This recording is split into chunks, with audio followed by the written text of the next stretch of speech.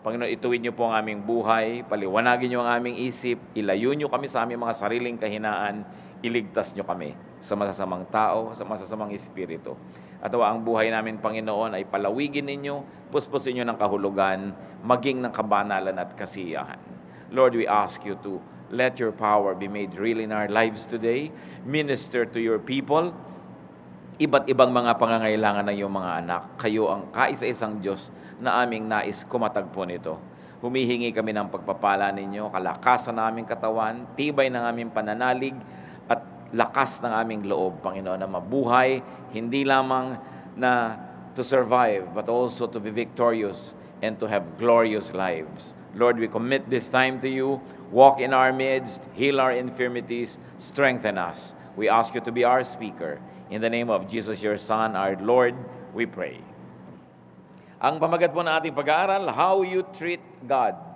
Kung ano ang pakitungo sa Diyos. Isa pa nating dapat na laging ma-appreciate, at ito'y lagi na natin ipinakakadiin-diin, na sumasa atin ang Diyos. God is with us. Ang anghel, nung tinutukoy niya na ipapanganak si Jesus, sabi niya sa Mateo 1:23, tatawagin itong Emmanuel. Ang kahulugan nito ay kasama natin ang Diyos. So when you say Emmanuel, you mean God with us.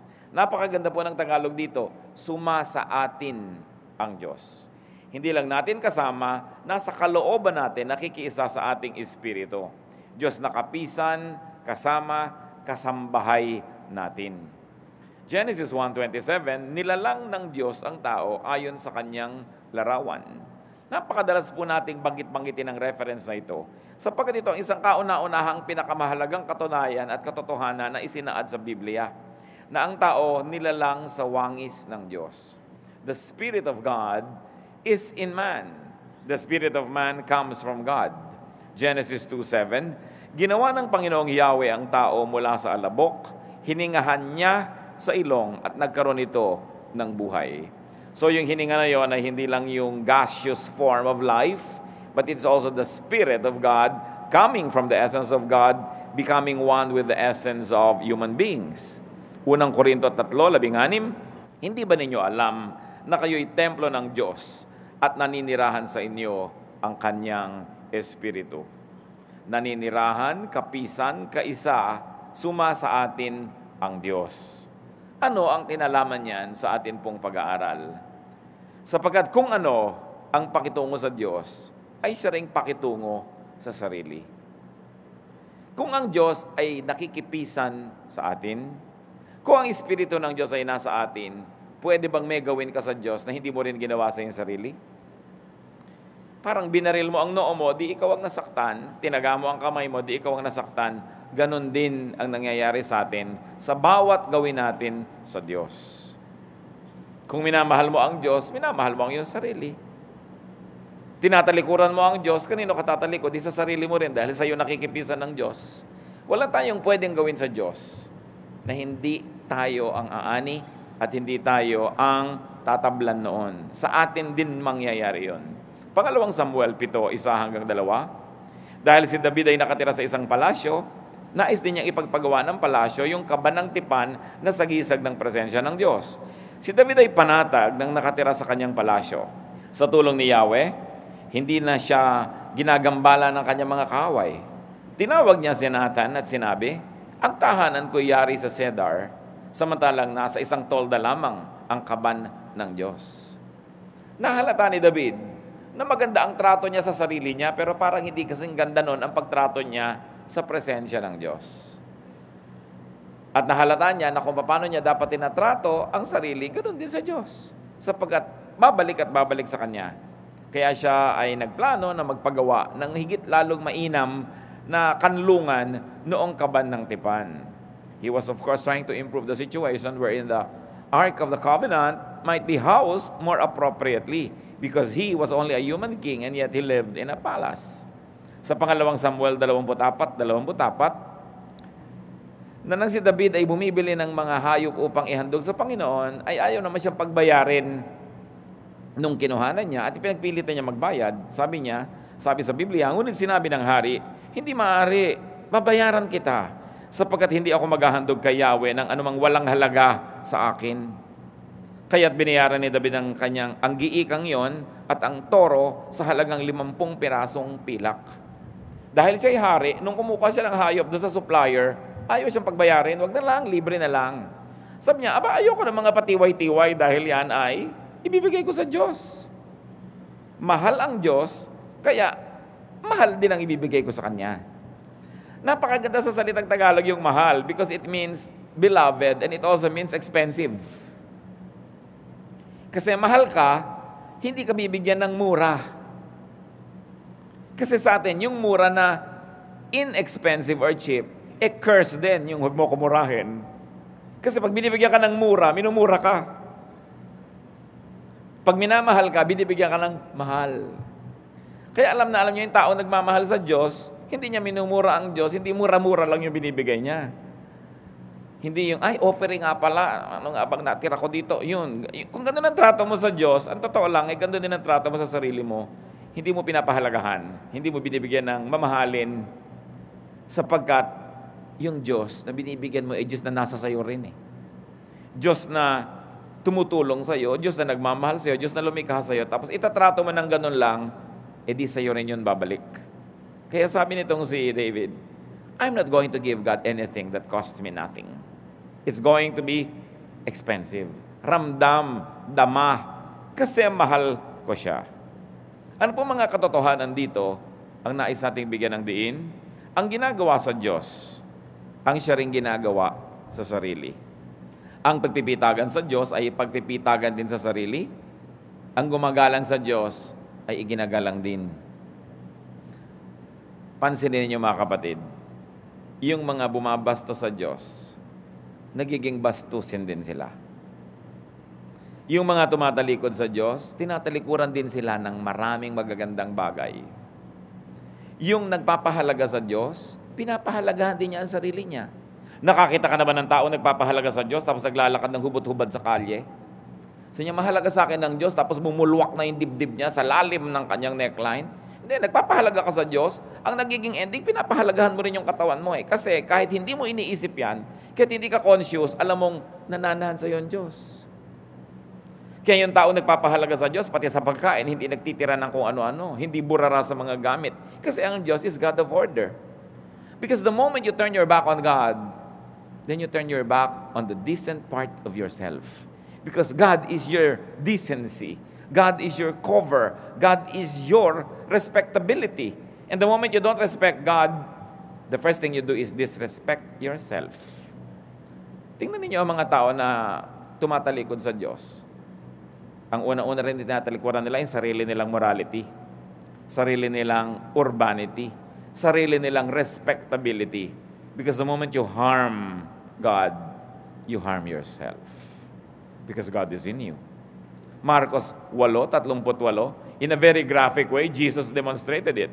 Kapag ikinahiyan ninyo ako at ang aking mga salita sa harap ng mga taksil at makasalanang mga tao sa panahong ito, ikakahiya rin kayo ng anak ng tao pagparito niya na taglay ang dakilang kapangyarihan ng kanyang ama at kasama ang mga banal na anghel. So sinasabi ni Lord, ginagawa mo sa akin, gagawin ko sa iyo. Ikinakahiya mo ako sa mga tao, pagdating ko para maghukom, ikakahiya din kita. Pero itinataas mo ako, itataas din kita. Pinapahalagahan mo ako, pahalagahan din kita. Kaya ang nagpapahalaga sa Diyos, nagpapahalaga rin sa sarili. Nakita niyo yung tao na inalihan ng masasamang espiritu? Nung pinuntahan ni Jesus, siya'y hubot-hubad, napaka-wild, ikinakadena, nilalagot lang niya yung mga kadena, nakatira siya doon sa kasama ng mga patay, sa mga libingan. Pero nung naramdaman na niya ang kapangyarihan ni Kristo at siya ay nahipo ng kapangyarihan ito, anong unang napansin ng mga tao? Matino na siya, hindi na siya wild. At siya'y nakadamit na, hindi na siya hubot-hubad. Sapagkat ang taong natututong magpahalaga sa Diyos, consequently, automatically, inevitably, pinahahalagahan din ang sarili. Kaya kung inihampas-hampas mo lang yung katawan mo sa 4 na sulok ng Pasay, nung hindi mo kilala ang Diyos, ngayon ikaw ay nasa Diyos na, pinapahalagahan mo na yon. Pinapahalagahan mo na ang iyong oras, pinapahalagahan mo na ang sinasabi mo, saan ka nagpupunta, saan ka nakikita, kasi pinapahalagahan mo yung Diyos. Ang pagtataas sa Diyos ay pagtataas din sa sarili. At napapabuti ang sumusunod sa Diyos. Jeremias 7:23, sinabi dito ng Diyos, "Subalit inutusan ko silang sumunod sa akin upang sila'y maging aking bayan at ako naman ang kanilang magiging Diyos. Sinabi kong mamumuhay sila ayon sa ipinag-uutos ko at magiging maayos ang kanilang pamumuhay." Napaka-inconsistent yung nagsasabi siya, nasa Panginoon, tas ang gulo ng buhay. Liban na lang yung gulo na yan ay tira-tirahan pa nung dating gulo nung wala pa sa Panginoon at inaayos-ayos pa, understandable. Pero yung nasa Panginoon ka na, imbento ka pa ng imbento ng mga bagong gulo, hindi yata bagay yon. Kung talagang pinapahalagahan ng Diyos na Diyos ng kapayapaan at Diyos ng kaayusan, na pagpapala ang mga sumusunod sa Diyos. Awit 89:15, "Mapalad ang taong sa iyo'y sumasamba. Sa pagsamba niya'y inaawitan ka at sa pag-ibig mo'y namumuhay sila." Pag sumuko ka sa Diyos, anong nangyayari? Sumusuko ka sa kaayusan, napapaayos ka. Pagka ika'y lumalaban sa Diyos, tinatanggal mo ang kaayusan sa iyong buhay, napapagulo ang buhay. Ang umiibig sa Diyos ay naiibig din ng Diyos. At kung naiibig ka ng Diyos, naiibig ka rin ng iyong kapwa at naiibig ka rin ng iyong sarili. Kaya napapahalagahan mo lang ang sarili mo kasi nandun yung Diyos sa iyo na pinapahalagahan mo. Ang trato sa Diyos, trato sa sarili. Kaya yung mga ibang nagtatampo sa Diyos, hindi nila alam, nagtatampo rin sila sa sarili nila. Tatalikod sa Diyos, tatalikod din sa sarili. Juan 14:21, "Ang tumatanggap sa mga utos ko at tumutupad nito ang siyang umiibig sa akin. Ang umiibig sa akin ay iibigin ng aking Ama at iibigin ko rin siya at ako'y lubusang magpapakilala sa Kanya." So yung umiibig sa Diyos, naiibig din. Yung namumuhi sa Diyos, kinakamuhian din. Parang echo mountain ng Diyos. Kung ano sabihin mo, yun ang babalik sa'yo. Parang salamin. Kung ano ipakita mo, yun ang marereflect sa'yo. Kaya napakahalaga po na conscious tayo kung paano tayo nakikitungo sa Diyos. Ang nagpapahalaga sa Diyos ay nagkakaroon din ng halaga. Kaya naman gusto ng Diyos na siya'y parangalan, sambahin, sundin at ibigin ng kahit higit kanino man dahil tayo rin ang nakikinabang nun. Sumagot si Jesus, "Ibigin mo ang Panginoon mong Diyos ng buong puso, ng buong kaluluwa at ng buong pag-iisip." Sapagkat kung iniibig mo ang Diyos, ang ending nun, iibigin mo rin naman ang iyong sarili. Na ang paglilingkod mo sa Diyos, ang ending nun ay paglilingkod din sa sarili dahil ikaw ang makikinabang. Na ang pagsunod sa Diyos ay pagpapabuti ng sariling kalagayan dahil ikaw ang mapapabuti. So sa lahat ng yan, tayo rin ang nakikinabang. At ano pa pong isang katotohanan ng napakahalagang laging alalahanin, ang ipinagkakait sa Diyos ay ipinagkakait din sa sarili. Yung nagdadamot sa Diyos, pinagdadamutan nyo ang inyong sarili. Dahil, sinabi ni Jesus, Lucas 6:38, "Magbigay kayo at kayo'y bibigyan ng Diyos. Hustong takal, siksik, liglig at umaapaw pa ang ibibigay sa inyo. Sapagkat ang panukat na ginagamit inyo sa iba ay siya ring gagamiting panukat sa inyo." So if you're generous to God, God becomes generous to you. Whatever you give to God, God gives back. So sino mang tao ang matalino ay hindi niya pagkakaitan ng Diyos. Hindi niya pagkakaitan yung mga hinihingi sa kanyang, hindi lang yung mga donation, hindi lang yung mga material things, lalong-lalo yung obedience. Because when you deny God your obedience, you deny yourself the fruit of that very obedience. And in Christian dynamic, you keep only what you give away. And you lose what you try to keep. Ang sumusuway sa Diyos ay lumalabag sa sariling budhi. Nakita nyo? Kung hindi natin ito laging naalala, isipin, pag may ginagawa kayong masama, nagigilty naman kayo, di ba? Kumisa lang, pabawas ng pabawas yung intensity ng guilt na yan pag lagi nating binabaliwala. Pero meron pa rin. Bakit pag may nasabi kang masama, parang nalamukot din naman yung puso mo. Pag may pinagdamutan ka, you don't feel good. Pagka meron kang ginawa ng masama, di ka rin makatulog. Pag may ginawa ka naman ng mabuti, natutuwa ka. Kaya according to studies, yung daw gumagawa ng mga charitable works, actually lumalawig ang buhay, mas mabilis gumaling sa mga sakit, at mas malakas ang panlaban nila sa sakit. Kasi meron silang kasiyahan eh. Pero ginawa yun sa kapwa. Alam niyo kung bakit?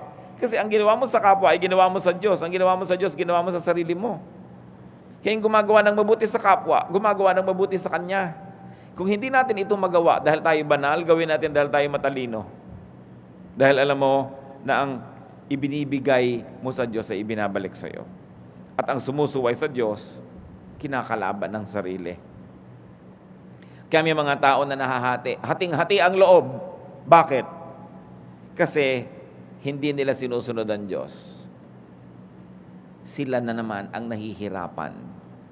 Hindi nila pwedeng takasan kasi nasa kanila naman ang Diyos. Sumasa atin ang Espiritu. Ang lumalayo sa Diyos ay lumalayo sa kanyang sarili. Ang lumalayo sa Diyos ay lumalayo sa kanyang sariling kaluluwa. Ang humihiwalay sa kanyang sariling pagkatao ay tinatawag nating nawawala sa sarili. Naliligaw. Naliligaw ng landas. People tell you, you are beside yourself. It's not you. So, sino po ang taong buo? Yung alam niya na ang kanyang pakikitungo sa Diyos ay pakikitungo sa sarili. Kaya pinakikitunguhan niya ng mabuti ang Diyos. O kaya pinapakitunguhan niya ng mabuti ang sarili niya. Ang ending din, pakikitungo ng mabuti sa Diyos. Sapagkat wala kang pwedeng gawin sa sarili mo rin naman na hindi mo ginagawa yun sa Diyos. Halimbawa, you treat yourself so cheaply, you are also doing it to God who is in you. Hindi mo pinapahalagahan ang sarili mo. Hinahayaan mo magigbastusin ka na lang dyan. Palasing-lasing ka dyan, walang gumagalang sa'yo. Kinakaladkad mo rin sa ganong pagkababa ang imahe ng Diyos. Ang Espiritu ng Diyos na nasa iyo. Kaya ang mga kasunod nun, mga hirap ng buhay, gulo, mga kasakitan. Ang pakikitungo rin sa kapwa ay siyang pakikitungo sa Diyos, tulad ng binabanggit natin. Ang kapwa-tao rin naman natin ay pinipisanan ng Espiritu ng Diyos. Mateo 25:40. Sasabihin ng hari, tandaan ninyo, nang gawin ninyo ito sa isa sa mga alagad ko, siya man ay pinakahamak, ako ang inyong tinulungan. So what was the Lord saying? Whatever you do to the least of these, you do to me. So, gusto nating maging mabuti sa Diyos? Maging mabuti tayo sa ating kapwa. Maging mabuti tayo sa ating sarili. O baligtad rin, gusto mong maging mabuti sa sarili? Maging mabuti ka sa kapwa. Maging mabuti ka sa Diyos. Napakaganda ng Tagalog dyan, kapwa-tao. Ibig sabihin, ikaw ay ako rin. Ako ay ikaw din. Wala akong pwedeng gawing masama sa iyo na hindi rin ako maapektuhan. Wala akong pwedeng gawing pag-ignore sa iyo na hindi rin ako yung na-ignore. Ang trato sa Diyos, ang trato sa kapwa, ay siya rin pagtrato sa sarili. Efeso 4:6, iisang Diyos at Ama nating lahat. Yun ang tawag sa Diyos. No? Siya ay higit sa lahat, kumikilos sa lahat, at nananatili sa lahat. That's why courtesy is a very high form of religion. Yung ikaw ay magagalangin sa kapwa, naiisip mo siya, nagmamalasakit ka, meron kang pagmamahal, pagbubukod tangi sa kapwa. Napakataas na relihiyon yun kahit hindi ka pala simba.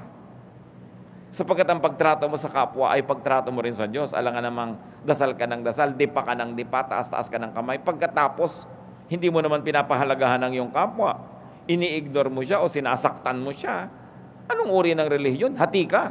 Kasi kalahati ng sarili mo, sumasamba ka sa Diyos. Kalahati, sinisira mo ang kapwa mo na tinatahanan din ng Diyos, hindi sinasaktan mo rin ng Diyos. Napakahalaga po mga kapatid na ating mithiin sa buhay yung maging buo. Yung sinasabi mo at iniisip mo, pareho. Yung tinuturo mo at ginagawa mo, pareho. Bagamat hindi tayo perfect, kung minsan tinuturo natin, hindi natin lubos na nagagawa. Pero at least mataas naman dapat ang grade mo dyan kahit hindi perfect. Papunta ka towards perfection. Dapat buo. Mahal mo ang Diyos tapos kinakamuhan mo yung kapwa. Kaya nga sabi sa Bible, if you say you love God but hate your brother, you're a liar. Dahil iisa yun eh. At tayo po ba nakarating na doon sa punto na nakita nating iisa yan? na itong mabuting tao, itong masamang tao, iisa rin yan, member din yan ng katauhan. Kaya si Jesus sabi niya, pag ninakawan ka ng jacket, ibigay mo pa yung t-shirt mo. Kasi sabi sa kanya, mabasama at yan at mabuti, bahagi yan ng buong sangkatauhan. Bagamat iniingatan mo naman ang sarili mo na madamage ng masasamang tao, pero kahit masama siya, ginagawan mo pa rin ng mabuti. Kasi yun ang ginagawa ng Diyos. Gumagawa siya ng mabuti sa masasama. Iniligtas niya tayo while we were yet sinners. Hindi naman tayo iniligtas ni Jesus nung mabuti tayo eh. Bumuti lang tayo dahil nailigtas na. Kaya napaka-importante yung nakikita mo yung oneness with other people and oneness with God. Oneness with nature. May mga relihiyosong tao tapos hindi naman nila inaalagaan yung ilog. Dasal sila ng dasal but they are polluting the oceans. Ang Diyos, ang lumikha nun, siya ang nag-design ng balance ng nature. Tapos ini-imbalance mo, tapos dasal ka ng dasal sa Diyos. Hindi ba hati ka nun? Parang hindi ka consistent. At ang Diyos, sa Biblia, laging gusto niya yung isa, buo. Pag i-describe pa nga ni Jesus siya at ang Ama, kami isa. No? Lagi ang gusto niya, kayo, pag nagkakaisa, didinggin ng langit ang inyong panalangin. Kung ikaw mismo sa sarili mo hati. Hindi maganda ang trato mo sa Diyos, sa actual life, pero sa salita, sa praise and worship, ang ganda-ganda, di hati ka nun. Kaya sa ating kapwa, mga kapatid, makiramdam, magmahal, makiisa. That, let me say again, is a very high form of religion. Mateo 22:39, ibigin mo ang iyong kapwa, gaya ng pag-ibig mo sa iyong sarili. Magandang goal yan. Siguro sa buhay na ito, bihira yung makaka-perfect score kung meron man, bago mamatay, na talagang naibig niya yung kapwa niya, tulad ng pag-ibig niya sa sarili niya. Pero ang mahalaga, over the days, the weeks, the months, the years, umaasenso tayo dito. That we are finding ourselves falling more and more in love with people, that there's more and more room in our hearts to love people, and to love very especially the unlovable. Normal naman na mahalin mo yung kaibig-ibig, pero yung mahalin mo yung nakakainis, yun na yata ang spirituality. Na tayo'y minamahal ng Diyos kahit tayo'y nakakainis. Sa palagay niyo ba, hindi kayo nakakainis sa Diyos? No? Mga ugali natin, mga paulit-ulit natin makamalian, nakakainis yan, pero mahal tayo ng Diyos. Maulit man lang natin yon kahit na in a much, much lesser degree, na minamahal din natin yung nakakainis. Hindi yung, ang tugon mo sa nakakainis, mainis ka na nga. The only reaction mo dun sa masama, masama ka na rin. Nasaan yung Espiritu ng Diyos? Yung mai-translate natin yung mga, kung ano-anong mga religiosity sa ganong actual life. That there is more love in your heart, more room for accommodation of other people. Unang Pedro 2:17, igalang ninyo ang lahat ng tao at mahalin ang mga kapatid kay Kristo. Hindi sinabing hayaan mo na bastusin ka ng mga bastos, pero ang sabi, kahit bastos siya, igalang mo. Ikaw ang pinag-uusapan, hindi siya. Kulang siya na kagandahang asal, pero ang tanong, ikaw ba kulang din? Dahil hindi ko kulang siya, excuse mo na nakulang ka rin.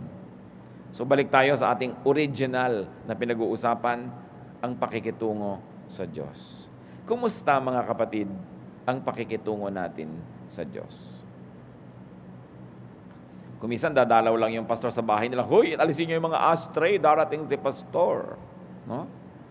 Ang Diyos nandun araw-araw, baliwala na sa iyo yon. Yun ang sinasabi natin, paano nga ba itinatrato yung Diyos?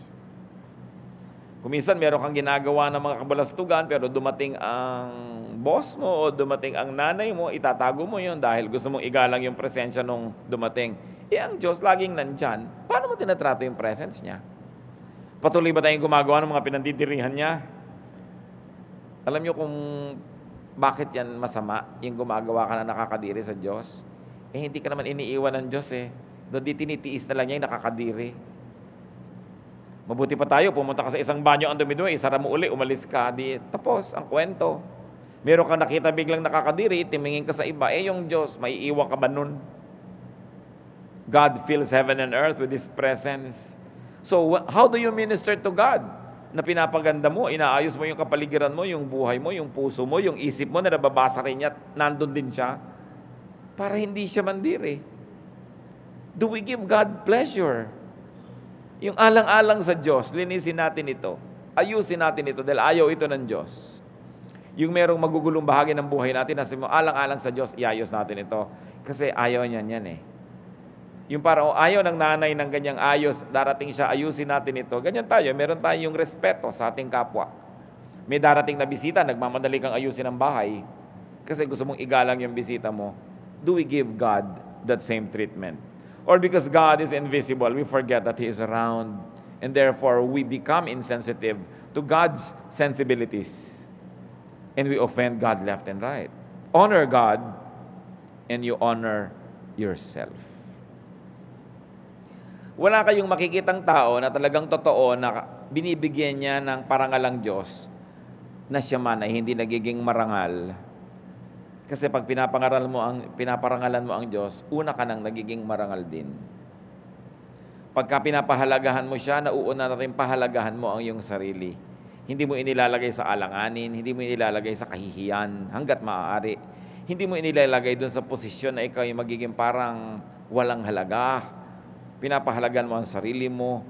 You begin to value your dignity, that you don't sell your honor just for a little pleasure or for some money. May pagpapahalaga. Violate God and you violate yourself. Wala tayong nakitang tao na vinayolate niya ang sarili na hindi muna niya vinayolate ang Diyos. Kaya yung relasyon natin sa Diyos, ang totoo nun, relasyon natin sa ating sarili. Kaya anong tawag doon sa equivalent ng mga English na born again? Hindi ba pagbabalik loob? Bumalik ka lang doon sa loob mo. Nasa loob mo kasi ang Diyos eh. Pagkatapos lumalayo ka doon sa kalooban na yon, pero nakita mo na kailangan mong magbalik loob, that's why nagbabalik loob ka. Yung kalooban mo ay binabalik mo sa Diyos, o kaya ikaw mismo bumabalik doon sa kalooban mo na nandun ang Diyos. It's very profound. Yung mga very deep theological phrases na yan and terminologies exist in our languages. Because our ancestors had always understood God and they're very, very spiritual. Although devoid probably of the religious labels that modern religiosity will want to see, but our ancestors knew that to return to God, kailangan ka magbalik loob. Kailangan ka maghunos dili, magbago ng pag-iisip. Kailangan kang mag-isip-isip. Paano natin tinatrato ang Diyos? Pinahahalagahan ba natin? Itinataas? Iginagalang? Minamahal? Kasi ito rin ang mangyayari sa sarili mo. Ama namin, kami po ay humihingi sa inyo ng karunungan. Napakaraming pwedeng pag-aralan sa buhay. Napakaraming laman ng Biblia, napakaraming topics. Pero gusto naming unahin, Panginoon, itong mahalaga na kung sariwain namin, reviewin kung paano namin talaga kayo tinatrato. Hindi yung kung paano namin pinapackage ang sarili namin bilang mananampalataya. Hindi yung kung paano namin inaayos ang salita namin nadidinig ng kapwa-tao. Kundi, paano namin kayo pinakikitunguhan? Mag-isip-isip tayo mga kapatid. Pagbulay-bulayan natin ang bagay na ito. Kuminsan, talagang hindi tayo pinapahalagahan ng kapwa.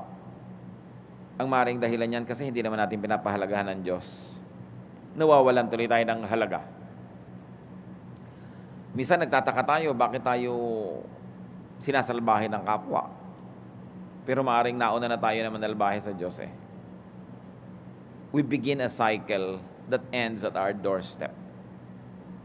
What we do to God comes back to us.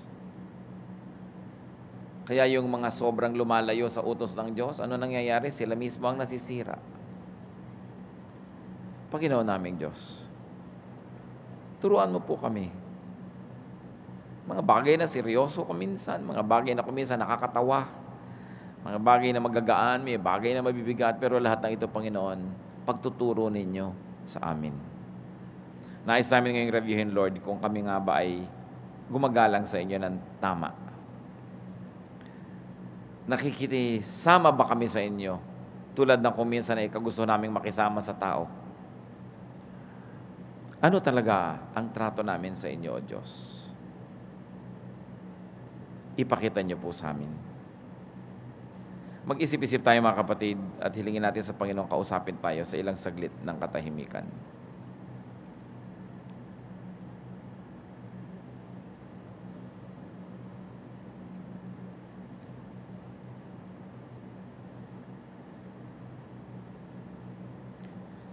Ipakita mo sa amin, Diyos, kung may mga pinagtatakhan kami sa buhay, baka ito yung sagot. Minsan nagtataka kami kung bakit hindi kami pinapahalagahan ng iba. Baka ang dahilan, hindi kami nagpapahalaga sa inyo. Tinatalikuran kami ng iba, baka tumatalikod kami sa inyo. Kung minsan naiinis kami sa aming sarili, baka ang dahilan dahil hindi namin kayo na-appreciate at baka naiinis pa kami sa inyo dahil sa aming mga limited understanding and interpretation of events in our lives. Mangusap kayo sa amin ngayon, Diyos, at ang aming hiling, maunawaan namin ang mga iba't ibang kalagayan namin ngayon sa buhay na may kinalaman sa pakikitungo namin sa inyo. Kung kami naman ay dinarat na ng napakaganda mga pagpapala, makita namin dahil iginagalang namin kayo. Dahil maganda ang relasyon namin sa inyo. Dahil may itinanim kami noon na ipinangako yung lahat ng tanim namin ay inyong bibigyan ng bunga. Patuloy tayong manalangin ng mga kapatid. Huwag niyo madaliin. Bihira nating nare-review yung talagang tunay na relationship natin sa Diyos. Paano natin talaga siya tinatrato?